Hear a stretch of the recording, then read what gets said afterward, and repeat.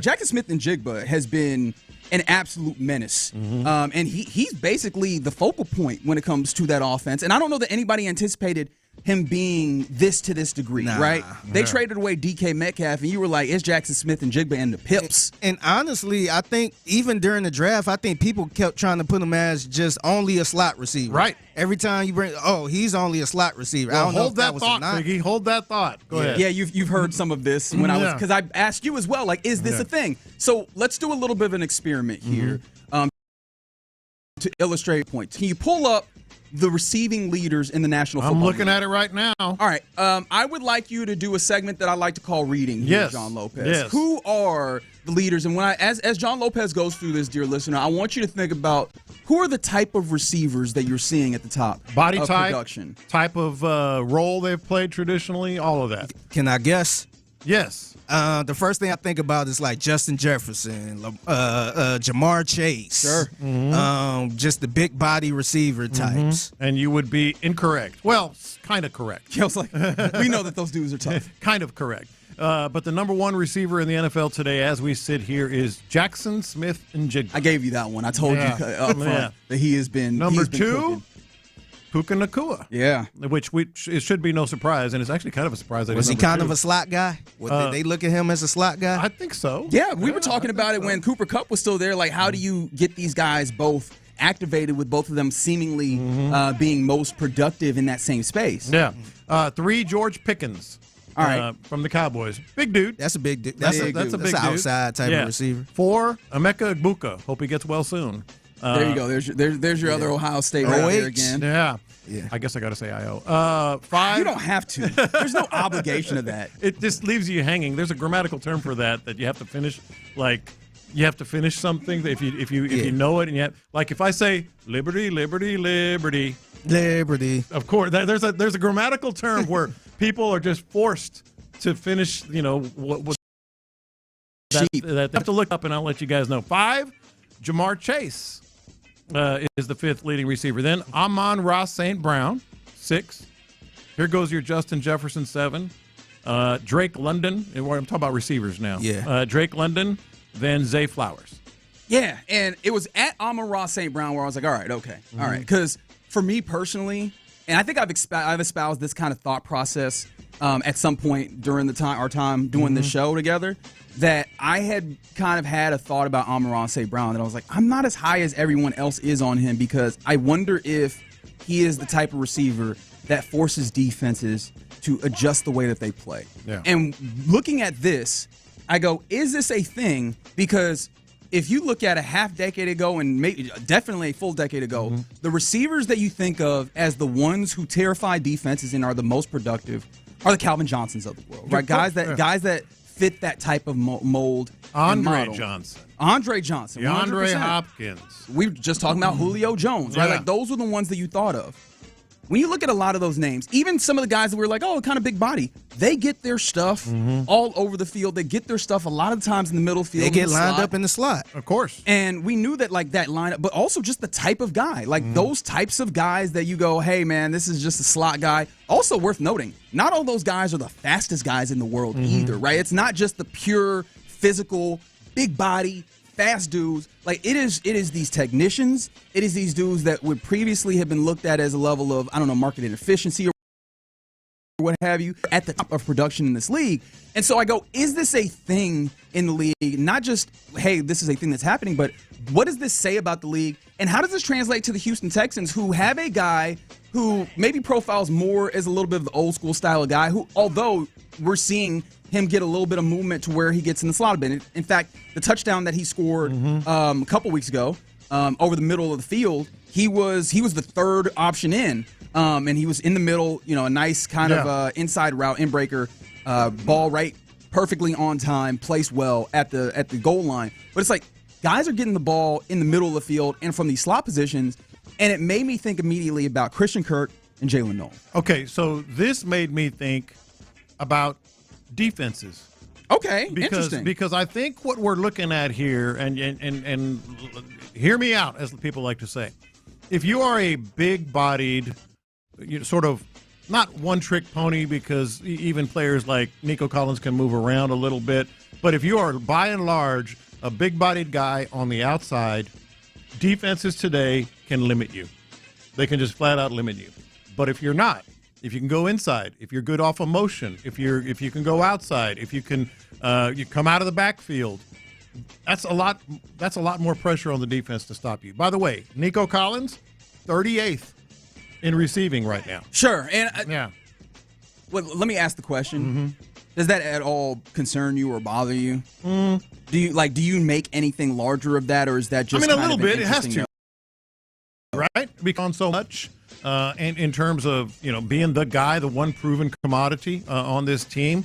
But I think this is about defenses because, these guys are all over the field putting pressure on defenses. Defenses trying to adjust, and then you adjust to them, and they're in motion. And as I just laid out, they're kind of moving around all over the place.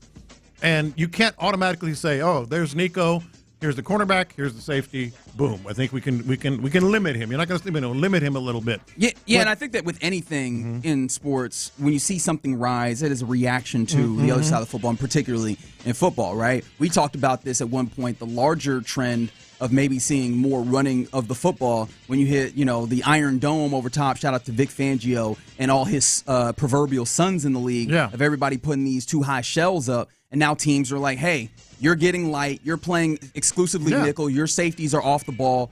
We're going to run the ball and see if you have the ability to thump with us in that way. I think that you're also seeing some of that here as well, where you're right. Like, again, too high shell. We're limiting the ability of the super fast receiver on the outside going deep. We're limiting the opportunities when we have a safety and a cornerback looking at those big body wide receivers of you just kind of going up and bodying. And we're going to try and see, especially when you have only a couple of linebackers who maybe aren't as great in coverage, and then, smaller guys in the middle of the field. We're going to try and take advantage of that, especially as the league is no longer thumping in a different way. You don't have Jason Sehorn out here hitting dudes like Michael Irvin had to deal with and things of those natures. So I think that you're right. There's a reaction there. But the idea that you have this here, this is clearly are making their money, right? Teams are making their money passing the football, at least to the highest degree, with these types of players and activating them. And some of this is like, you got to activate Nico Collins, which we've seen some of that to some degree.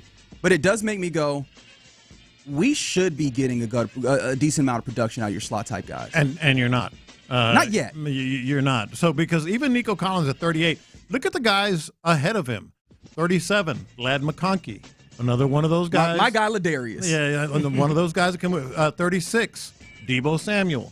Guys that are versatile in how you can be implemented are the wave of the future. You can see it right here in the numbers. I love that you brought this up because I hadn't even thought of it. I just see the numbers and say, okay, well, that's a receiver that does this. But when you start looking at it closely, you realize what do coaches like to say? We got to figure out a way to get these guys the ball, these players the ball. Figuring out a way is a lot easier when players can go inside, outside, backfield, motion, all that stuff. Whereas, and it's not necessarily a shot at Nick Caley's offense. It has been productive lately. But what I think it does illustrate, you're not getting what you need out of Christian Kirk. Christian Kirk was brought in for that. Now, and Jalen Noel, obviously, on a curve, grading him. Well, yeah, and there's some qualifiers that we need across all of this when we bring this back home to the Houston Texans. First and foremost, I want to go back to the Nico Collins. I was not surprised to not see him be represented high because this offense just flat out was not fully functional in the first 2-3 weeks of the season. So I don't know all numbers of 5 or 6 weeks through the season to reflect his prowess with that. Similarly, Christian Kirk missed the first couple of weeks of the season as well. That's going to put you behind the 8 ball. And then Jalen Noel just hasn't had much opportunity. But when we've seen him get into the game, Christian Kirk also has not been that's my point. As much. Like now we have to go qualitative as opposed to like the numbers and the quantitative part of this. It has not looked as impactful at least as I have imagined, and honestly as I'd seen with, to be fair, a higher quality of slot type receiver that we're seeing at the top of this. But I am interested to see how quickly he evolves in this and in the system and this comfort, especially coming off of a bye week where hopefully you find a little bit more of a jump than you would in any other week-to-week situation. Because also you're stifling a guy that seems to have some capability in Jalen Noel by not putting him on the field right now. This is correct. But Christian Kirk, 3 games, 10 catches, 16 targets, ranks 138th in the NFL in receiving. What that tells me, that's total yards. Let me see if I can find one that's a little bit more kind a little more friendly. Yeah, but I think if we're just trusting our eyes on this, have you seen Christian Kirk really fight for the ball in traffic? Really be able to, and it sounds critical of him, but I think it's just his body type, the way that he's never really been a guy that can that can get open a number of different ways, even though they've used him inside and out, mostly inside. So maybe it's just a matter of the game plan, the offense, sort of adapting to him a little better. And I was watching the QB school quarterback, former quarterback, and he breaks down film. He actually did a pretty good breakdown of C.J. Stroud versus the offense versus the Ravens. And one of the things, there's like a play where it's very evident that Christian Kirk has like an option route, and he decides to take it deep. And in that moment, what C.J. Stroud probably needs is a dude who's just open to the flat. Yeah. And I think that's what I'm looking for. I don't think I need him to be the Zay Flowers and the Amon-Ra St. Brown and, of course, the Jaxon Smith-Njigba, even though that could be helpful, clearly. If you get somebody who's going to put up those type of yards, yeah, give me that. I do, though, want to see him find his full home in this offense, because clearly that slot is a very important portion of what's happening in this league. It's clearly a very important portion of what this offense looks like. And right now he's not at the full extent of that. Some of that is to be expected with, the late coming on, but also I think that's clearly going to be important for C.J. Stroud, who's already doing. He's starting to maximize what he's capable of doing, and what I think his portion of this. I think now you look at some of the pieces around him and say, what are you bringing to the table to help elevate this offense? Because it's super important with this stretch run that you're coming into. And last thing on this with the receivers and how they're using them, we do have to go back to the style of offense that they run. Even though they put up, 44 against the Ravens, it's still an offense that is not going to be a lot more chunk plays, downfield throws. It's a pick your spots on the big throws type of offense. So it also ties in a little bit with Nick Caley and his approach, too. Yeah, so this is going to be something, again, I was like, is this It is. I think it is as well, and I want to see how the Texans ultimately relate to it, whether it's getting Nico Collins kind of slot opportunities, which I know isn't necessarily the fullness of this, but that's clearly a portion of it, and we've seen the early developments on that, so I'm actually willing to give that a check.